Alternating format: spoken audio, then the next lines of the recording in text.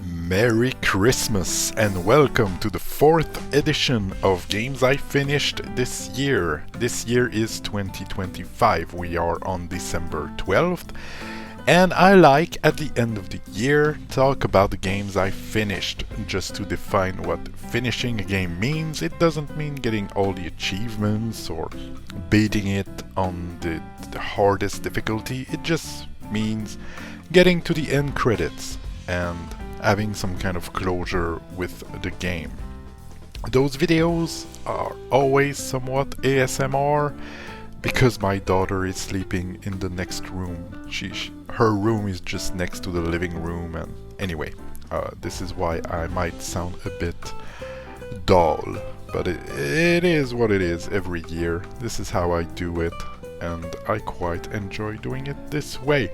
So we have 22 games to go to talk about. I've taken some notes this year, so let's get to it. The first game I finished this year is Shing.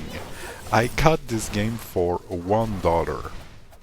It's a fantastic beat 'em up. It has some twist, because you can aim with the right joystick, you can aim where you want to hit on the enemies. So you can hit the legs, the torso, or the head, and at some point some enemies are getting some shields, so they will have some kind of shield on their head, and so you will have to attack the torso or the legs. And I've played it with my daughter, she really enjoyed it. The characters were alright, but they were all playing pretty much the same. It was more like skins more than anything. The ending was kind of a letdown. I remember that we had some questions about the stories, and we didn't get all the answers we would have wanted. My biggest gripe with the game is the dialogues were unnecessarily full of cussing and innuendos. We could have lived without the cussing. It would have been fine. But overall, it was really nice. On easy, the game was pretty easy. It was fun to go through with my daughter. On my own, I played on normal and hard, and the game was really challenging on hard mode. But yeah, overall, fantastic game. Then on PS Plus, I decided to play Fist, Forged in the Shadow Torch. Fist is a pretty bad name, but a lot of people. It's a Metroidvania. It's a side-scroller Metroidvania. The combat is really based on combos, kind of like a fighting game. And a lot of people were praising this game a lot on the internet, and for me it was just good enough to finish it. But I did not enjoy the platforming. I thought the dialogue were somewhat cringe. The combat was fun, but it was not as good as some people are setting it. At least it's just my opinion. It's just how I feel about the game. I'm not saying it's a bad game, but it didn't click with me all that much. But I finished it. At least, you know. That was another one in the bag. Then, on my phone, with a controller through Netflix games, I've played Death's Door. Oh my god. It's one of the best games I've played in a very long time. It was just fantastic. It was challenging. I did get frustrated with the combat on a few occasions, but overall it was one of the best games I've played in recent year. I felt that the game respected me as a gamer. It let me discover things and understand the mechanics of the game by myself, with giving me some hints, some pointers, but the game was not spelling to you how everything worked. You know, there was a bit of a Dark Soul DNA in it. I don't like to put the Dark Souls tag on everything, but still there was some, you know, in the joy of discovery, in the here you have this world, now figure it out, you know. And it was kind of like a Zelda game.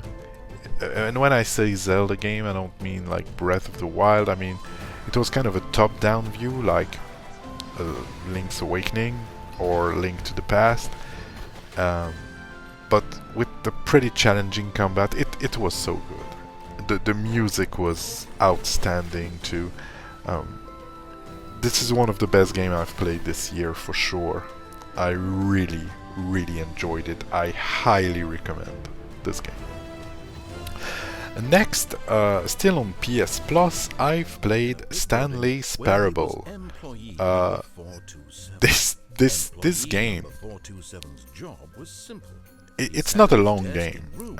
I mean, it's meant to be completed many times, but you can go through the game, if I remember correctly, an hour or two, and you can get to an ending.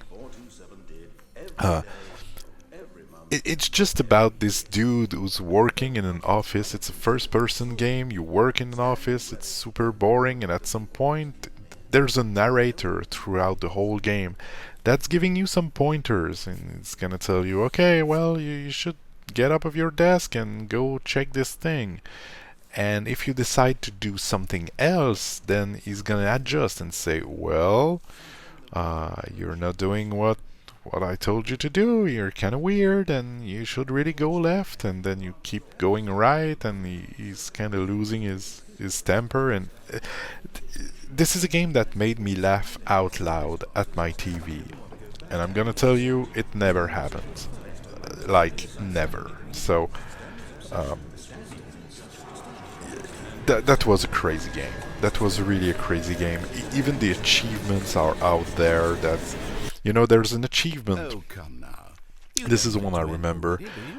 One of the achievement is tap on the door 5 times. And so you go to the door and you tap it 5 times, and the narrator will say, well, that was kind of easy, right, to get this achievement? I don't feel you must not feel very accomplished. Maybe you should go and jump on this desk. So you go, you jump on the desk, and then you say, well, it's still not enough. You should run around this corridor or turn on yourself. I don't remember all the sequences, but it ended up being this whole thing that takes kind of a while to get the achievements. Oh my god, what a game. This is one wacky game. It's available on mobile too now, so you should really check it out. Then I've played Anno Mutationem. It's a Metroidvania, kind of, but with big emphasis on the story. I remember the game looking really nice. You're Anne Flores, and you're kind of a detective, if I remember correctly. I know you're doing some kind of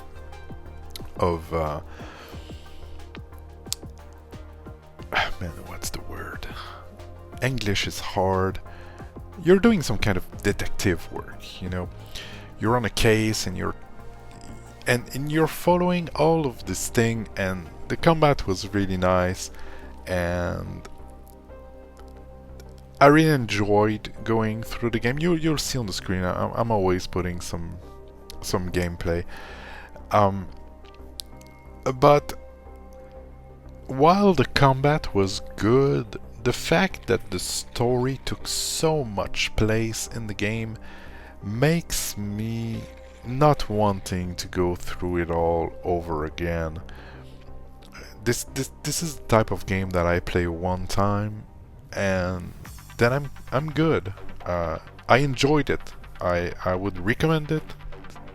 The game, I mean, this is something I'm gonna say on all of these games, because I just had my PlayStation recap not too long ago, and I've tried like 100 games this year, and and I only finished 22. So when I don't feel a game, when it just doesn't click, I usually just don't finish it. So if a game is on this list, it's because it was either really short or it was pretty good.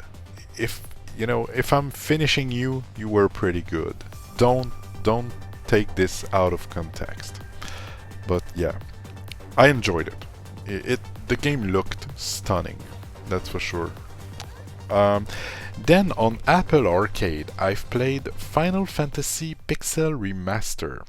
Grobiton sold me on it. She's not a huge JRPG person, and she really enjoyed that one. And so I thought, you know what? It's on Apple Arcade. I should play the first Final Fantasy. Never played it before, and you know, when I finished it, it was not a long game. It took me maybe 10 or 12 hours to finish the game. And once I had this done, what I told Gru was it felt so refreshing. It felt like a refreshing take, but it's a 30 years old game. Maybe more, maybe even more than 30 years old, but it's a very old game, and it felt refreshing to play. It looked really nice. I like how they did this like HD 2D type of graphics. Well, a bit. It's not like Octopath Traveler, but it was a nice remaster. The story was basic but fun to go through. The pacing was super nice. There was no downtime, no grinding. You had some options if you didn't want it to grind. You had some options to make the XP go up super fast. So when you had to grind, I was just putting this on max, did a few combat, then was able to continue the story. The hints to know where to go next were some kind of obscure sometimes, and on Gru's advice, I've played it with a guide. Not a guide for everything, but just a guide to where to go next. It made the game way more enjoyable. But yeah, Final Fantasy Pixel Remaster was nice. Then I've played Dynasty Warriors Origin, and now I have some kind of confession to make. It's my game of the year. Dynasty Warriors Origin was so good. It brought me back to the franchise as a whole. It brought me back to the Koei Warriors games that I really enjoyed a few years ago and kind of fell off of it. But it really brought me back, and you'll see there's other games on this list that are tied to this franchise that I finished. Now, the confession is that I did not buy it. I borrowed it from the library. The game is $100, and I did not have $100, so but it's on my list. I really want to buy it because I only did the Shu storyline. So I want to do the other storyline, Wei and Wu. So, but it was such a refreshing take. The combat never felt that good. The game never looked that good. And I know some of the decisions that they took, like with the parries and you know how the game played, did not make every Warriors fan happy. And there was a really big change. Usually you play a bunch of the heroes of the franchise. You can play like 40, 50, 60 different characters.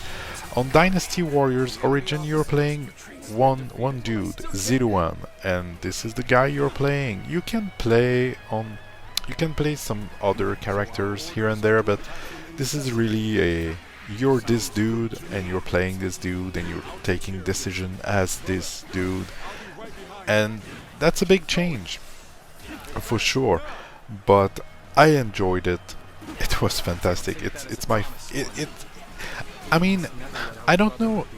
It's definitely my favorite game from 2025 that released in 2025. My favorite game I've played this year is probably between this and Death's Door. But yeah, Dynasty Warriors Origin, what a game. It's on my list of things to buy because, like I said, I want to do the other factions. Yeah. After that, because I had to give it back to the library, that's why I only played Shu's story, because, you know, other people wanted the game and I was not able to keep it as long as I wanted. So on PS Plus, I've played... no, it's... see, I took some notes. It's from the library too, but I was able to keep it for a long time because nobody is playing this game anymore. It's Samurai Warriors Spirit of Sanada. I've played it for like 30-ish hours. Gameplay is familiar to Samurai Warriors 4, which is my favorite Samurai Warriors.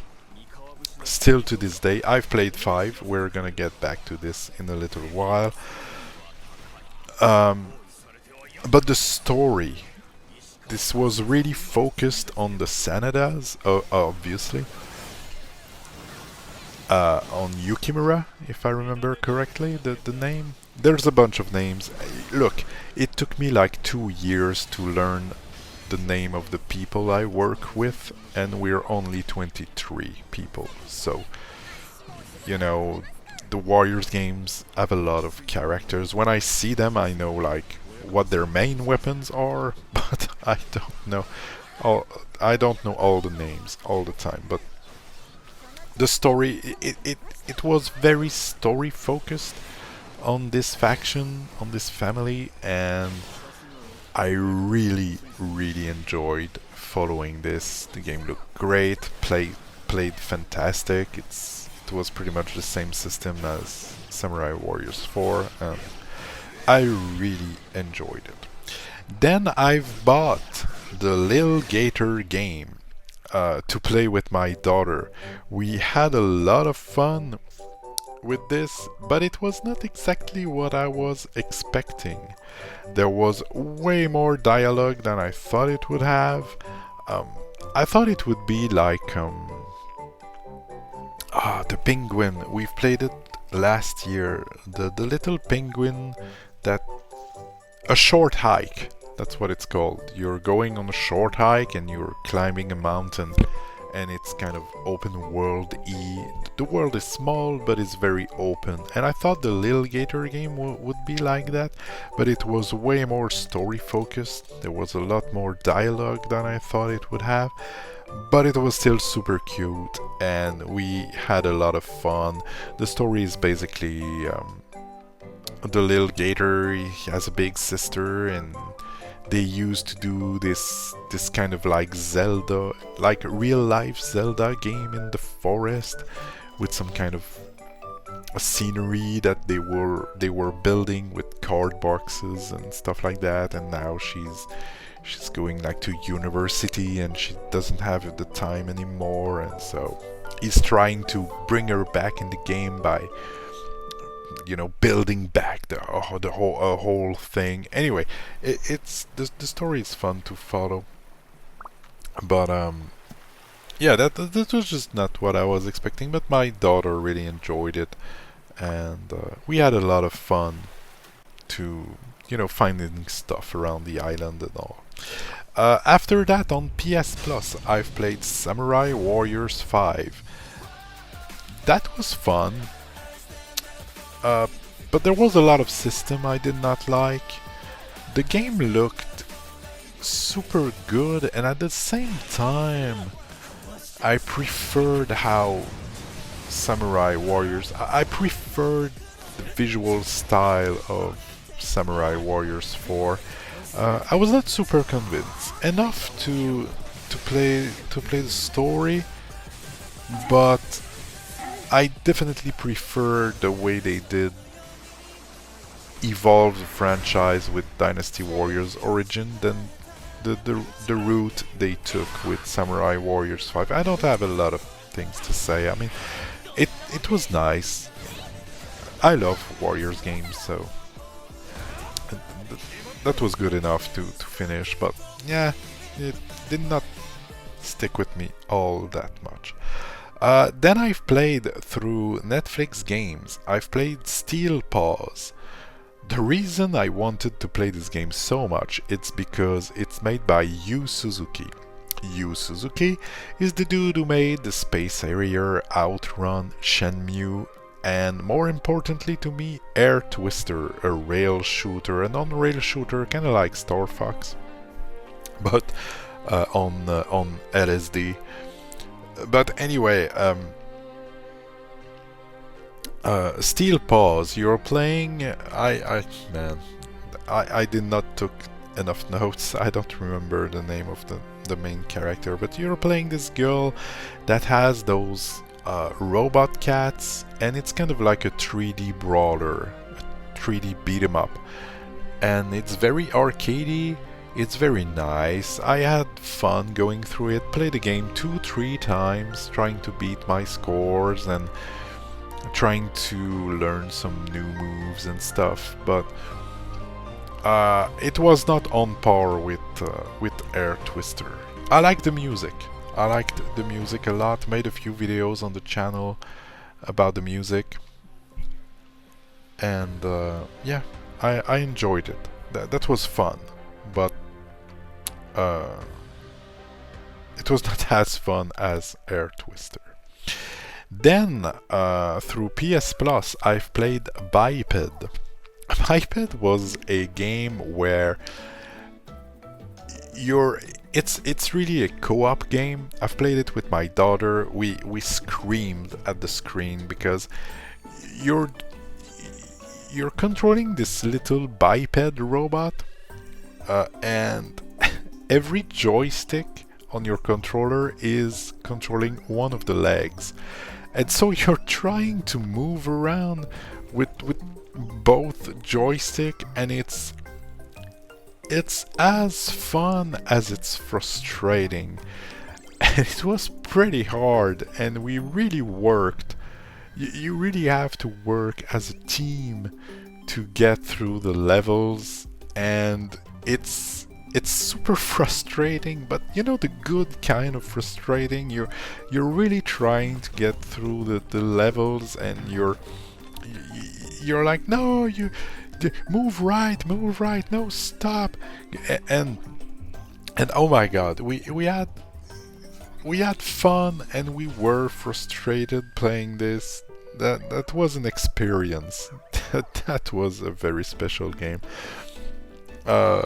Yeah, I have good memories. I'm still laughing when I'm thinking about it. Yeah, what a special game that was. Then I got for free on mobile. You know, sometimes some games you can download for free, and I don't mean, I mean there's a bunch of games you can download for free and give $10,000. But it was just a game that was a paid game at some point, and then for a week it was completely free. And it's 57th Degree North. I don't remember this game a lot. I remember it's taking place on an island. It's some kind of visual novel, and there's a bunch of different endings you can get depending on the choice you make. I've recorded a whole playthrough. You can get through the game in like 45 minutes, but I know there's a few different endings depending on the choice you make, and I remember enjoying it, but I can't say a lot more about this game. There's a playthrough on the channel. I don't think I've made it public yet. I was waiting for a moment where I would not have much videos to post. I'll make sure it's public before December 23rd. the day I will release this video. But yeah, I remember it was fine, but I got it for free, so yeah. Then I've played Bright Memory Infinite. It's a first-person shooter, which is a type of game I don't play often. But I got it on sale and it looked stunning on mobile. This is such an over-the-top first-person shooter. It's some kind of action-adventure game. You're going through the levels. It's not like an open world or anything. It's pretty much on rail. You go from point A to point B, shooting a bunch of people, and you have this sword that you can parry with, and this is so over the top. It's some kind of spoiler, so I mean it's just a scenery spoiler, it's not. But at some point you're fighting people on a wing of an airplane that is on fire. So it's like an over-the-top 19s, you know, in the 90s, the action movies, but it's kind of like two-step more than the over-the-top movies from that time. It was a wild ride. It took me like 3 hours to finish. There was some challenging sections because I'm not super used to first-person games. There was some light platforming, and I remember having some difficulties with a few bosses, but overall it was such an over-the-top experience. That was a really nice game and it looked fantastic. Then with my daughter I brought back home from the library Disney Illusion Island. It's kind of a first Metroidvania for children. You play as Disney character like Mickey Mouse, Minnie Mouse, and Goofy, and Donald. I mean, we say Donald Duck, so I don't know. In French, this is how we call him. And you're going through this Metroidvania. It's a pretty easy Metroidvania. You can even activate an invulnerability mode, so there's no fighting. You cannot attack enemies. You need to just evade enemies. So you're moving. It's a 2D side-scroller game with a bunch of secrets to find, abilities to unlock, and a little story to follow. And I think it's a great introduction to Metroidvanias. We had a lot of fun. It took us like 6 hours to beat, and I remember with my daughter we were playing it and we were like, okay, it needs to finish soon. We were getting a bit bored with it. It was enough. But I did enjoy going through this with her. It looked great, and it played fine. It was a fun game. Then with my son, one day he was bored, did not know what to do, and I said, you know what, he wanted to play a game with me. We used to play a bunch of games together. Now he's a teenager and we're spending less time together, but he wanted to play a game with me. And nowadays co-op games are often just online. There's not a lot of couch co-op anymore. But when I got my PS5 last year, I gave him my PS4, and I had some kind of flash, and I said, you know what? We should play Sky, Children of the Light. It's something I've played during the pandemic on my phone, on mobile, but it's also available on PlayStation. And I told him, we should play this. This is a very special game. And we played the whole thing in like 2-3 days. Went to the top of the mountain and we did the rebirth thingy, and it was a lot of fun going through Sky Children of the Light with my teenage son. The game is kind of about, you know, the cycle of life and yeah, you know, helping spirits along the way, teaming up with random people, doing little sound. It's a special game, and I enjoyed playing this with him. Then still with him, we played Final Fight, the OG, on PS5. He was not a fan. I enjoyed it because I used to play it when I was a teenager on my Super Nintendo.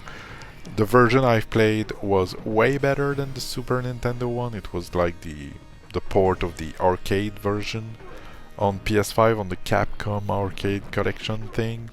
It was like $1, and I wanted to replay Final Fight, and so I did. Then I've played Castlevania Haunted Castle Revisited. This is a very short game, it's like an hour to get through. I recorded my playthrough with commentary. It's still not live on the channel. I'm keeping it for a moment where I won't have much to put online. It was from the Dominus collection, like the Nintendo DS Castlevania. And since it was pretty short, I decided to go through this, and the notes I've taken here is fuck the knockback. Oh, there was a lot of knockbacks, you know, when the enemies touches you or hit you with anything, you're getting knocked back and stunned, and I was really frustrated playing this game. Yeah, no, I did not enjoy it all that much. Then, as somebody who enjoys very indie game made by a solo developer, such as the fantastic Afterplays that you should definitely play. I've talked about it a lot. There's a bunch of video on the channel, but anyway, when I see, if you're happening to listen to this, if you're a solo dev, reach out to me and let me play your game. I'm gonna make a video about it. I love those kind of projects. And there was this guy, I cannot remember his name. He's an artist actually. He's doing some kind of art with old floppy disk. Nick, I think it's called Nick something. Anyway, he made a pirate game. It's called Bitmap Bay, and I've bought it. He talked about it on Reddit. Said, "Hey, I made a game, and you please, you know, try my game. It's great, and it's a very simple game. You're playing as a pirate, and you know, it's kind of a one-button type of game where you attack other ships and you want to make a name for yourself as a pirate, and it's kind of a roguelite. You need to go through the game, and if you die, it's back to the beginning. And it was fun. I played this, it was fun. There's a playthrough on the channel. Then I finally, after saying I wanted to, every beginning of the year, I made a type of video like games I want to play this year. And like 2 years ago, I made a video about I wanted to play After Image, Metroidvania, very big Metroidvania, an indie Chinese one that looked absolutely fantastic, played pretty much like a Castlevania game. But anyway, I wanted to play this the year before and ended up not playing it. But now it's done. Played it. Took me like 16-20 hours, something like that. I did not get the best ending, but I still played it a lot, explored it a lot. Exploration was great. I did not understand the story all that much, but the game looked great. Exploration was fun, and the combat was fun. The gameplay was cool. The abilities were, you know, all your classic abilities. It was a pretty by the book Metroidvania, but it played like an Igavania, you know, like Castlevania Symphony of the Night and Bloodstained Ritual of the Night, and I really enjoyed After Image. Played it on my phone, worked great. I have nothing to say. Played it with a controller, nothing bad to say. It was great. Then with my daughter I played Double Dragon Revive. Brought that back home from the library. It was fine. We had a lot of fun. I was happy to play it, but a few things. You know, when the enemies were falling on the ground, you could attack them, you know, with your foot, like a kind of a stomp attack. But it was really finicky to get. You really had to be like almost pixel perfect to be able to do the stomp attack, and it was annoying me. Another thing is I felt the enemies were a bit too tanky.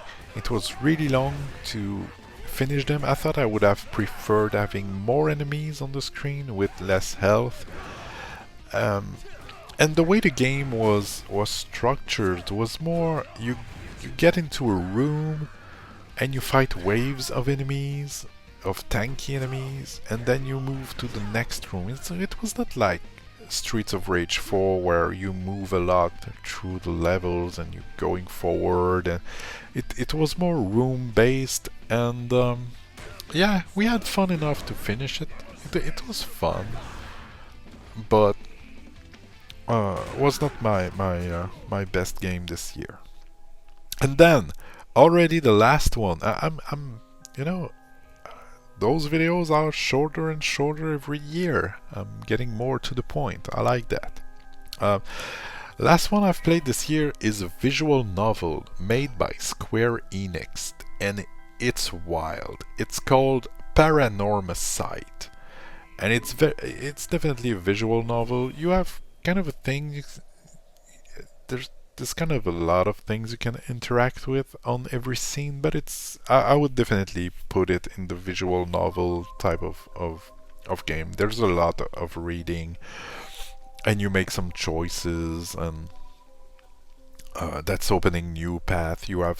They call it the story charts, and you can go from, there's like 4 or 5 main characters, and you're going through their stories, and it's all intertwined, and the music was nice, the visuals were out there, and the story was so good.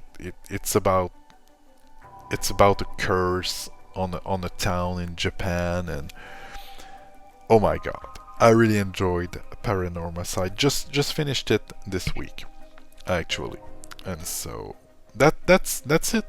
That's the 22 games I finished this year. Death's Door, Dynasty Warriors Origins is my highlight of this year. A runner-up would be Stanley's Parable because of how wacky that was, and Shing. Shing is a sleeper hit, I'm telling you. Beat 'em up fans, I know I have Zachariah from Old Man Gaming, that he's a guy that really enjoys beat 'em up. I don't think he's played that one, and I think he's sleeping on it because it's really good. So anyway, hope you've enjoyed my ramblings about the games I finished this year. Hope you had a good year. Hope you'll have a fantastic holiday time, and that's it. That's pretty much that's probably my last video of this year. Hope I'll still be there next year to do another games I finished this year. So thanks a bunch for watching. Go do something else. Go play games or celebrate Christmas or whatever holidays you celebrate. And yeah, that's it. Thanks for watching. Bye bye.